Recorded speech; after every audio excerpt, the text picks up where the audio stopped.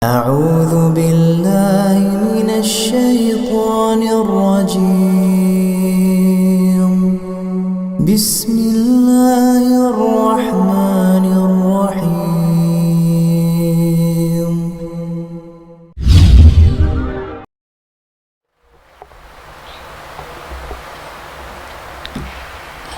بسم الله الرحمن الرحيم. السلام عليكم ورحمة الله وبركاته. الحمد لله الذي بنعمته تتم الصالحات. الحمد لله ثم الحمد لله الذي أرسل رسوله بالهدى ودين الحق ليظهره على الدين كله ولو كره المشركون وكفى بالله شهيدا.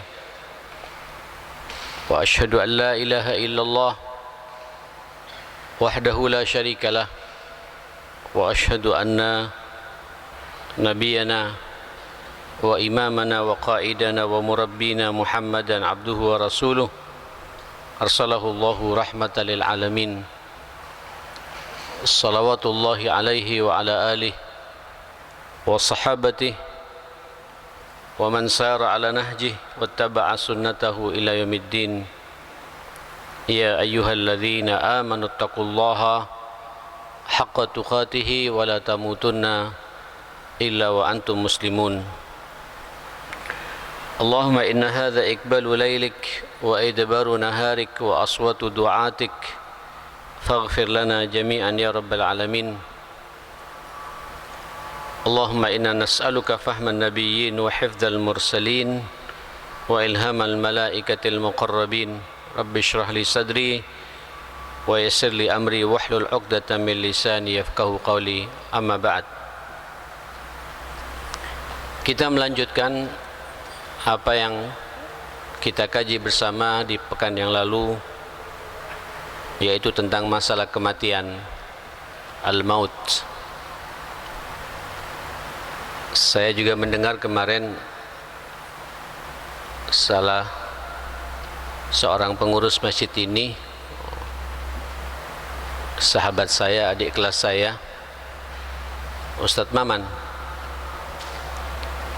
juga dipanggil oleh Allah Subhanahu wa taala.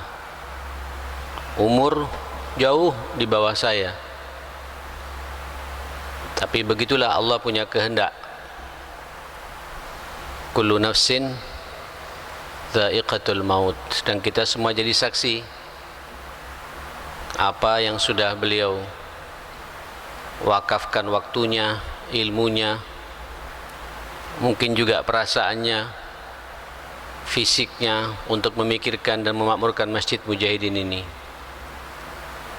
Saya jelas jadi saksi bagaimana beliau selalu menginfo saya, menanyakan saya tentang dakwah di Mujahidin ini, mengingatkan untuk khutbah Jumat, mengingatkan kajian malam seperti ini.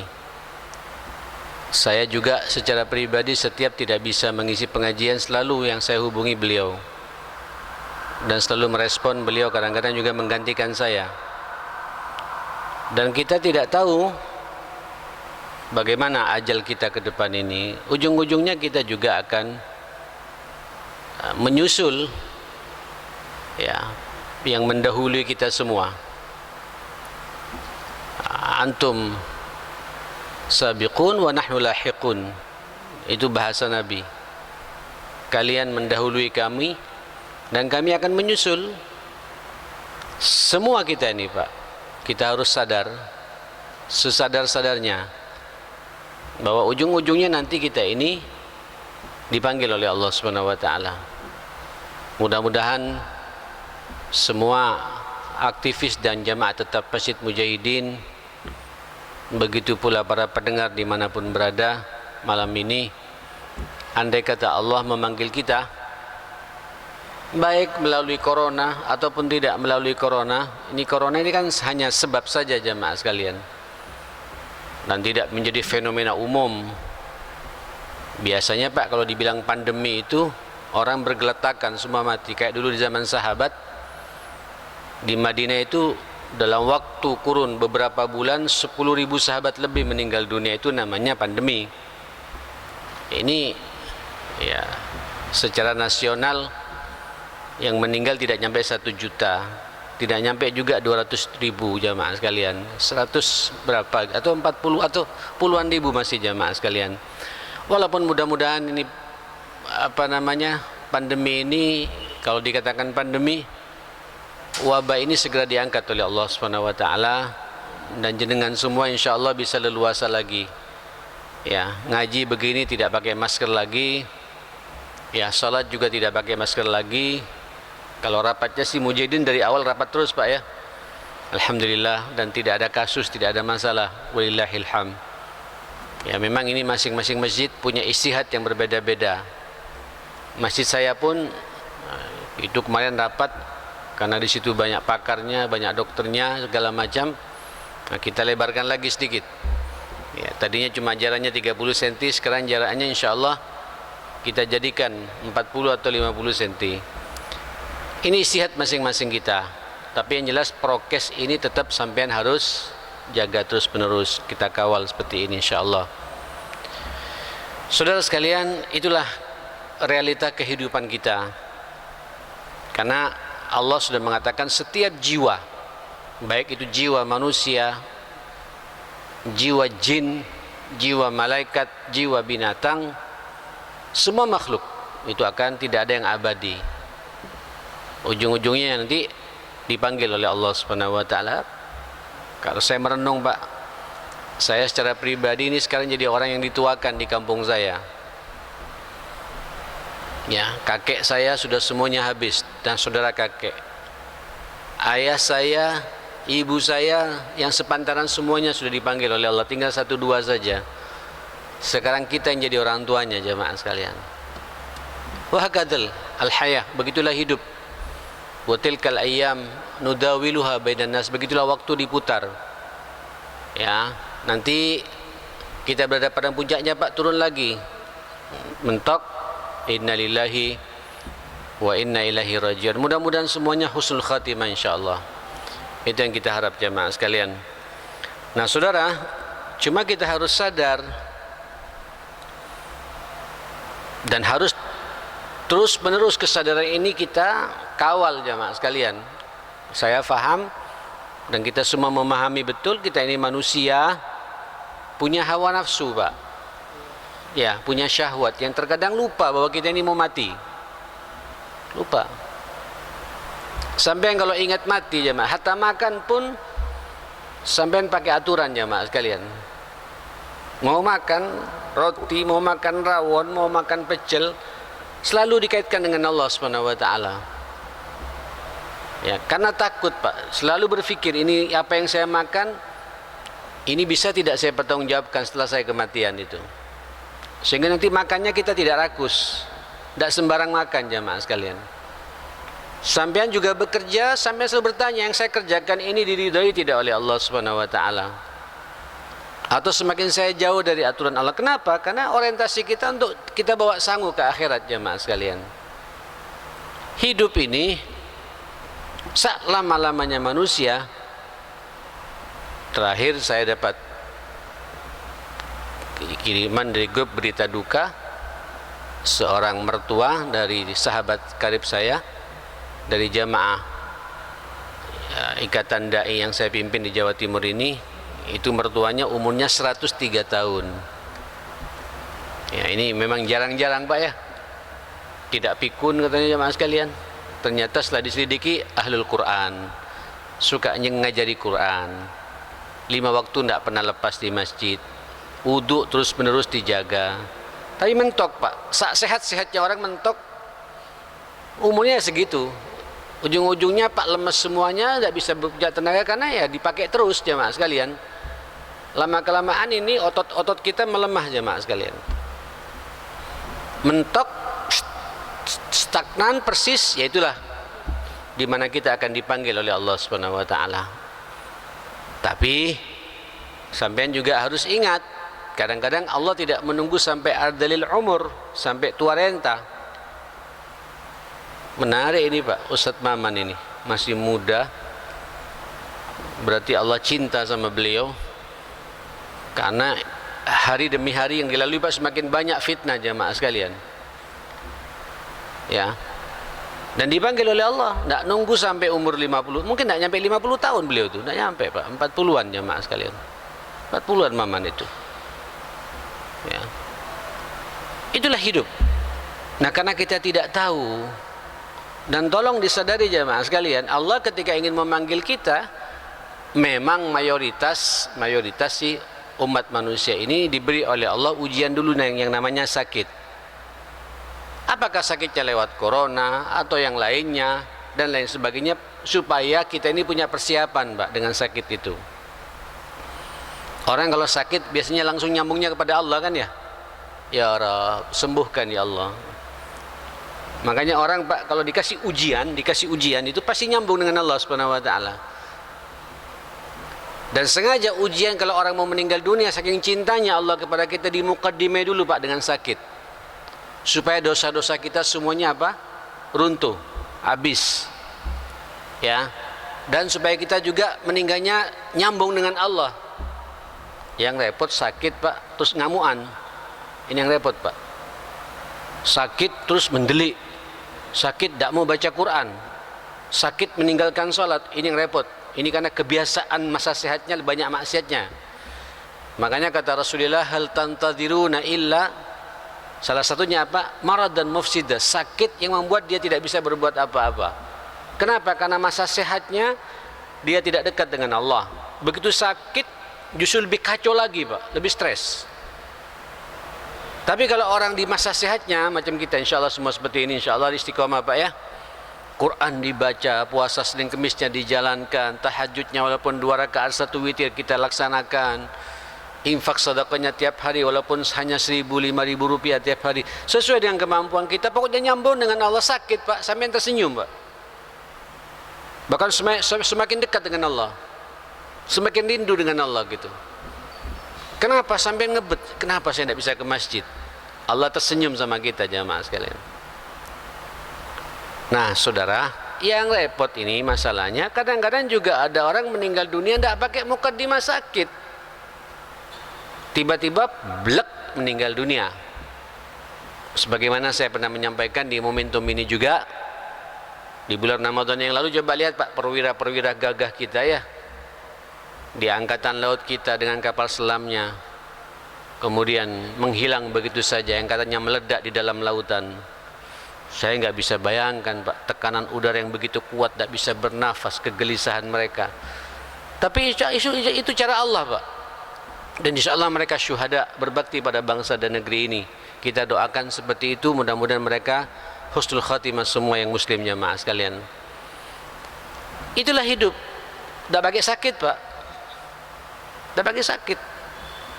Dalam kapal selam, atau kena gempa bumi di Palu 2 tahun yang lalu, saya kesana langsung jamaah sekalian, lihat bagaimana pergerakan. Ya, pohon kelapa saja Pak bisa bergerak sepanjang 600 meter atau 1 kilo berjalan jamaah sekalian. Jadi tanah itu dibuat berputar jamaah sekalian. Orang dihimpit. Saya nggak tahu berapa korban itu. Di Aceh juga begitu tsunami. Itu hitungan detik, hitungan menit. Nggak pakai sakit. Dan kita tidak tahu nanti bagaimana nanti akhir kehidupan kita Pak. Ya, saya selalu mohon pada Allah Pak tiap hari, wa amitna ala syahadati fi sabilik. Ya Allah, kalau Kau akan mematikan kami, matikan kami dalam kondisi syahid di jalan-Mu. Syahid Pak ya. Insya Allah yang kena corona ini Pak syahid, kalau dia punya iman, syahid. Pak Ramis Pak, Allah yarham, ya, yang membetulkan apa ini sound system kita ini Pak, belum seminggu dipanggil oleh Allah Subhanahu wa taala. 4 hari sebelumnya istrinya aja Pak meninggal dunia, syahid. Dan kita jadi saksi berapa banyak masjid orang bisa jadi tenang dengarkan pengajian begini. Dia yang mengotak-ngatik sound system ini jamaah sekalian, dan senangnya sama masjid itu sudah ukuran bagi kita. Kita jadi saksi jamaah sekalian. Oke, yang sudah lewat Pak, tapi bagaimana kita ini? Apa persiapan kita ini menghadapi kematian ini? Karena kita tidak tahu ini. Ini kita Pak malam ini tidak ada jaminan bisa jumpa sampai ke rumah Pak.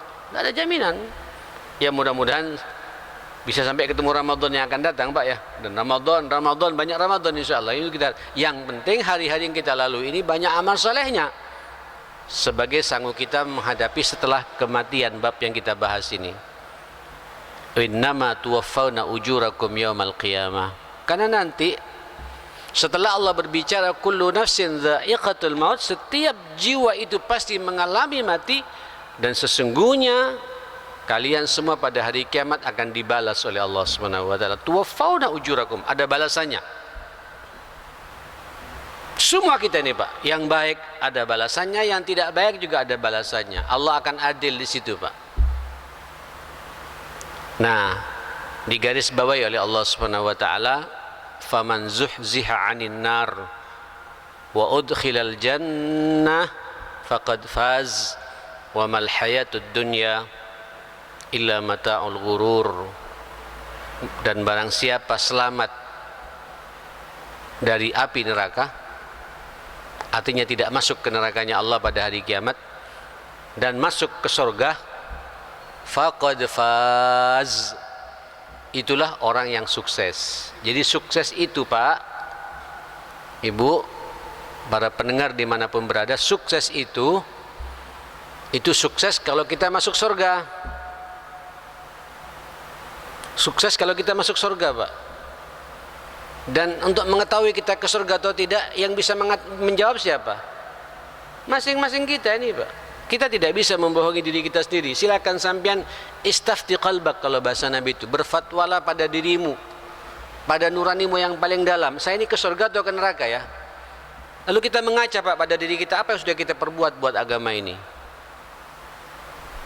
Apa yang sudah kita berbuat buat kehidupan ini? Bermanfaat tidak Pak kita ini pada umat ini? Pada dari sisi kemanusiaan ini, dari sisi agama, bermanfaat tidak Pak? Atau kita ini jadi benalu? Jangan-jangan jadi benalu Pak? Apa benalu ini Pak? Jadi sesuatu yang apa ya, merugikan buat banyak orang. Keberadaan kita tidak buat tenang umat ini.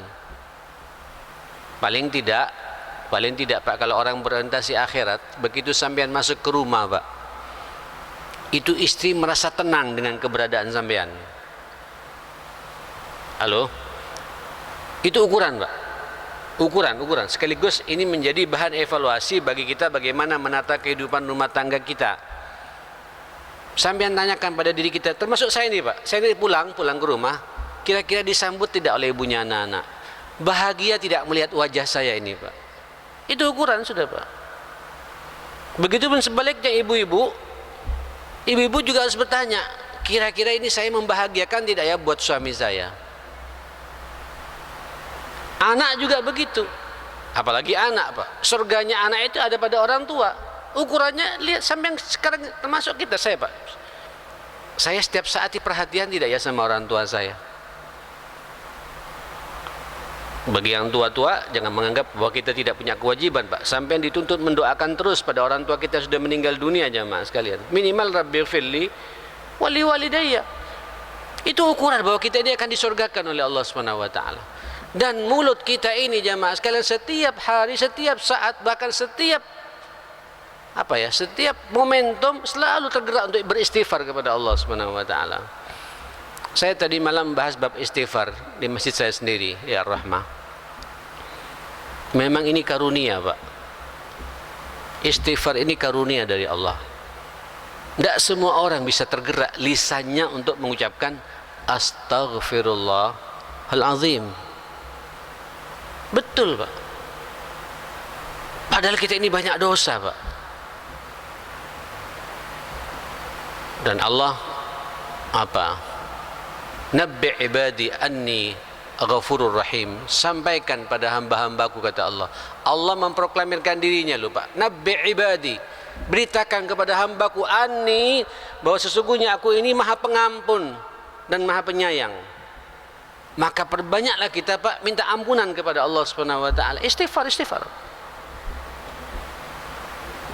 Alangkah indahnya Pak pas kita sedang sakaratil maut sedang beristighfar kepada Allah Subhanahu wa taala gitu. Astaghfirullahalazim.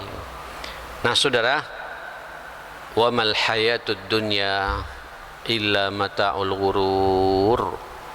Ya Allah, Dan tidaklah kehidupan dunia ini, ini Allah Pak yang berfirman, yang menyampaikan Allah, dan tidaklah kehidupan dunia ini illa mata'ul ghurur, kecuali kesenangan yang menipu. Menipu Pak,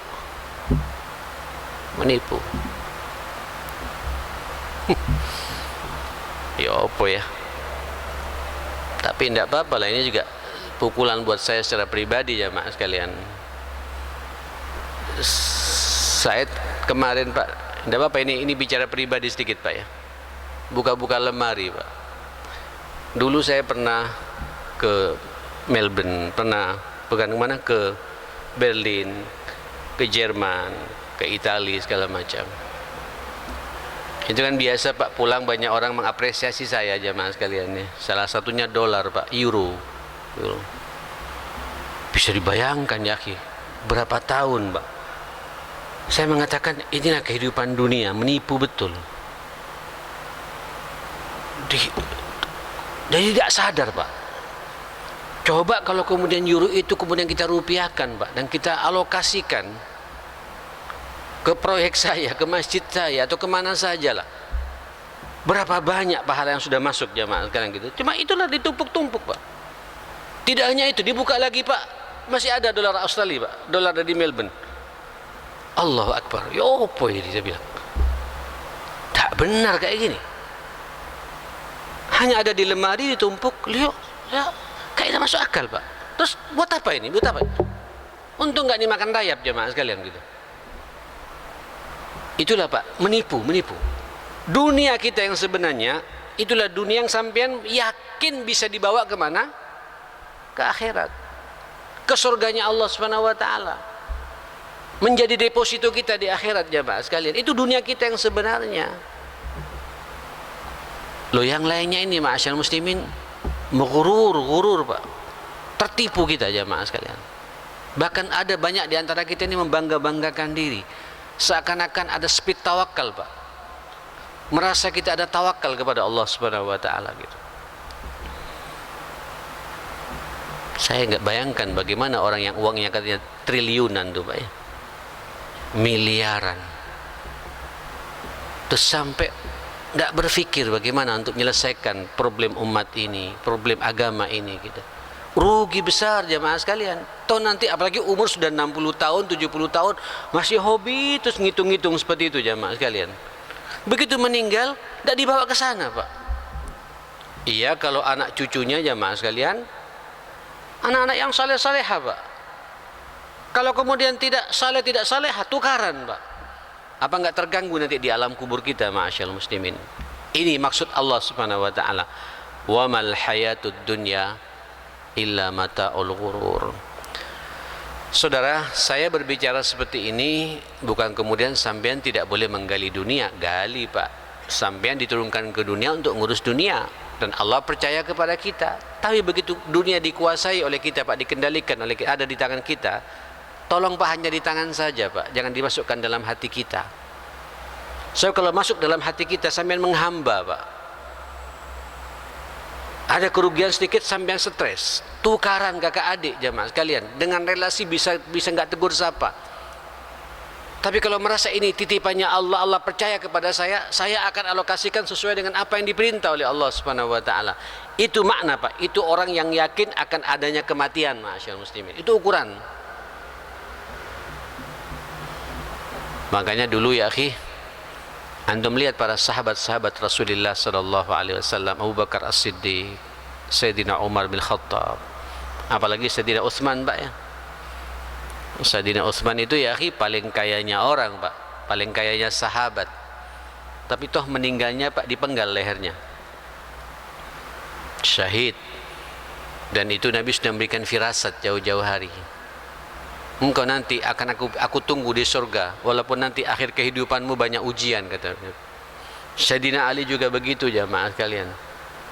Mantu Rasulullah dua-duanya Pak, akhir hidupnya di jalan Allah Subhanahu wa Ta'ala. Tidak berpikir dunia. Kalau berpikir dunia ya sudahlah Pak, tidak akan mengembangkan Islam ini ke negeri kemana-mana. Dia berpikir bagaimana harta yang dia punya ini bisa membuat agama ini menyebar jamaah sekalian. Ada kedamaian, ada ketenangan. Nah saudara, inilah pentingnya kita berbicara masalah kematian. Al-maut, zikrul maut. Wa likulli ummatin ajal, fa idza jaa ajaluhum la yastakhiruna sa'atan wa la yastaqdimun. Dan setiap manusia itu ada batasan umurnya, ada ajalnya. Dan ketika sampai ajal itu, ketika manusia itu sampai pada ajalnya, ya mohon maaf, hatta malaikat maut pun tak tahu. Dia hanya nunggu perintah dari Allah. Cabut orang ini, cabut orang ini. Nunggu perintah, Pak. Dia tidak tahu kapan. Yang tahu itu detail Allah. Detiknya kapan, waktunya di mana, dalam suasana bagaimana, itu Allah yang paham semua jamaah sekalian. La yastakhiruna sa'atan wa la yastaqdimun. Tidak bisa diperlambat, juga tidak bisa dipercepat. Persis, Pak. Nah, karena ini rahasia Allah dan kita tidak tahu, orang yang cerdas itu, Pak, ada isti'dad biyaumir rahil, ada persiapan untuk menghadapi hari kematian seperti ini. Itulah orang yang, kata kalau bahasa Nabi jamaah sekalian, orang yang cerdas, Pak. Nah, saudara sekalian yang dimuliakan Allah Subhanahu wa taala, izinkan saya malam ini menyampaikan hadis-hadis Rasulullah sallallahu alaihi wasallam ketika berbicara masalah kematian ini. Yang pertama, luar biasa ini, muttafaqun alaih, hadis riwayat Bukhari Muslim melalui jalur sanad yang sama dari Abdullah bin Umar radhiyallahu anhuma, anna Rasulullah sallallahu alaihi wasallam qala, ma haqqu mri'in muslimin lahu syai'un yusi bihi yabitu lailatani illa wa wasaituhu maktubatun inda. Masya Allah. Kalau bahasa Nabi, Pak, sungguh hak setiap muslim atau kewajiban setiap muslim seharusnya jamaah sekalian, ketika dia memiliki sesuatu, ya, apalagi dia tahu mau keluar kota, Pak, akan meninggalkan keluarganya, tolong apa lebih dari satu hari, dalam hadis ini yabitu lailataini, 2 hari, karena kita tidak tahu, Pak, nanti begitu kita keluar kota ke Jakarta atau ke Banyuwangi atau ke Jawa Tengah segala macam, lebih dari 2 hari, biasakan kita nulis wasiat, Pak, biar tidak jadi fitnah apa yang kita tinggalkan buat keluarga kita ini. Wasiat apa saja, baik sampean punya piutang, mengutangkan orang sama orang, atau sampean punya utang, catat semua jamaah sekalian, biar tidak jadi beban bagi kita. Itu orang yang cerdas, Pak. Berarti di sini jamaah sekalian, kita ini harus ada keterbukaan, Pak, dalam urusan dunia ini pada keluarga besar kita, khususnya pewaris-pewaris kita. Wabil khusus lagi, Pak, kalau kita sudah berumur, kepala kita sudah kepala 6 jamaah sekalian. Ini sudah harus. Dan alhamdulillah saya bersyukur sama Allah Subhanahu wa taala jamaah sekalian selalu. Saya kebetulan, Pak, ada di rumah itu ada 3 atau 4 rekening jamaah sekalian. Ada rekening pribadi, itu 2, yang satu yang syar'i, yang satu yang umum, karena untuk mempercepat transportasi itu. Yang 2 ini, Pak, satu urusan dunia Islam, yang satu urusan yayasan saya. Ini kan numpuk di rumah semua jamaah sekalian, atas nama pribadi. Saudara sekalian, saya terbiasa, Pak, sampai saat ini selalu saya catat jamaah sekalian. Kenapa? Kita takut tahu-tahu saya meninggal dunia, dianggap nanti rekening itu semuanya menjadi pewarisnya, dan ini akan dihisap oleh Allah Subhanahu wa taala. Apalagi tahu kita keluar kota, Pak, catat, minimal nyatatnya, Pak, pakai WA. Rekening yang namanya ini di bank ini, ya, ini miliknya yayasan ini, yang satu miliknya ini, yang satu miliknya Abi, itu hakmu semua. Sampaikan apa adanya, Pak. Apalagi umur kita sudah di atas kepala 6 seperti ini, Pak. Kalau memang ada, Pak, ya.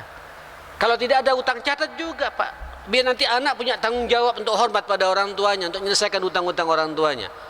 Abi punya utang sama fulan, catat juga, Pak. Sebab kata Nabi, tidak akan masuk surga orang yang punya utang dan sengaja dia tidak mau bayar. Salah satu orang tidak mau bayar, dia tidak nulis nasihat, Pak, wasiat kepada pewarisnya. Karena mungkin bisa dibayar dengan rumahnya, Pak, dengan apa segala macam, sehingga mereka nanti bisa diskusi dengan mereka semua antar anak ini. Ini kalau orang sangat hati-hati akan urusan dunia. Kenapa? Karena kita tidak tahu, begitu safar, Pak, terus meninggal dunia. Mau tidak tahu jamaah sekalian, apakah meninggal di tol, bannya meledak bagian depan, berguling kemudian mati, kita tidak tahu. Apakah kita kena corona, mudah-mudahan kita dijauhkan semuanya oleh penyakit yang satu ini. Apakah bagaimana, kita tidak tahu. Wasiat ini urusan dunia terbuka, Pak, khususnya bagi kita kalau sudah berumur. Umur kita di atas kepala 6, ma'asyar muslimin, kepala 6 ke atas, saudara sekalian. Nah, saudara sekalian yang dimuliakan Allah Subhanahu wa taala, berikutnya juga hadis riwayat Imam Al-Bukhari juga dari sahabat yang sama, Abdullah bin Umar radhiyallahu anhuma, qala akhadha Rasulullah bimankibi. Pernah sekali waktu Nabi memegang pundakku. Masya Allah. Tidak bisa bayangkan, Pak, bagaimana Rasul memegang pundak sahabat yang satu ini. Tangan Nabi nyentuh ke pundaknya, Pak. Faqala kun. Kemudian dia memberikan nasihat kepada Abdullah bin Umar, kun fid dunya ka'annaka gharibun au abiri sabil. Ya Abdullah, jadilah kalian hidup di dunia ini seperti orang asing atau orang yang sedang ingin menyeberang jalan. Tahu orang asing, Pak? Saya kalau berangkat ke Eropa atau berangkat ke Australia, berangkat ke Malaysia atau umroh, tahu kan kita tidak akan lama kan, Pak, ya? Iya kan? Apa? Kita nyiapkan segala sesuatunya, Pak. Ini dunia juga sama, Pak. Ini hanya abid sabil. Rumah kita yang kita tuju apa? Ya akhirat, tak mati. Apa sanggup kita? Kan ketat, Pak, ya? Umroh 9 hari, perjalanan 2 hari, di Madinah 3 hari, di Mekah 4 hari. Berapa baju yang saya bawa? Apa yang makanan apa, obat, semua disiapkan. Kira-kira begitu, Pak. Nah, saya juga begitu, hidup saya nggak tahu apakah 60-70 tahun saya nanti akan masuk ke akhirat. Apa sanggup saya ke sana? Itu kira-kira bahasa Nabi seperti itu, jamaah sekalian. Wa kana Abdullah bin Umar yaqul, sejak mendengar nasihat Nabi begitu, Abdullah bin Umar mengatakan, idza amsayta fala tantadhiris sabah. Kalau kau masuk waktu sore, jangan menunggu pagi. Sibukkan saja. Pagi pasti datang, kata dia itu. Sibukkan dengan amal saleh, karena kita tidak tahu akan bisa berjumpa dengan besok pagi. Begitupun sebaliknya, wa idza asbahta fala tantadhiril masa. Kalau sabit di waktu subuh, jangan nunggu sore. Sore pasti datang. Yang penting bagaimana kita mengisi waktu sampai berjumpa dengan sore itu. Khudh min sihhatika limaradik. Mumpung masih sehat, sebelum sakit, maksimalkan amal salehmu, kata Nabi. Wa min hayatika limautik. Masa hidupmu sebelum tiba masa kematian, karena nanti ujung-ujungnya kalian akan mati. Dan secerdas-cerdasnya orang, dia mempersiapkan dirinya menghadapi kematian. Saudara, mudah-mudahan kita semua dalam lindungan Allah Subhanahu wa taala. Mudah-mudahan kita semua husnul khatimah. Mudah-mudahan Allah gerakkan hati kita untuk memperbanyak amal saleh dalam hidup ini, dijauhkan dari maksiat kepada Allah Subhanahu wa taala. Sebagaimana kita juga berdoa, mudah-mudahan penyakit ini, wabah ini, pandemi ini diangkat oleh Allah Subhanahu wa taala.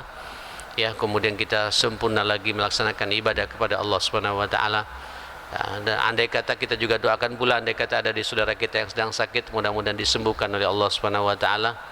Ya, di sebagaimana sedia kala. Dan bagi yang meninggal dunia, mudah-mudahan diterima amal solehnya dan dimasukkan ke surganya Allah Subhanahu wa taala.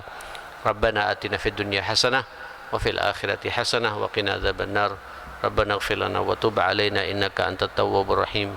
Allahumma arinal haqqa haqqa warzuqna ittiba'ah wa arinal batila batila warzuqna ijtinaba rabbil alamin.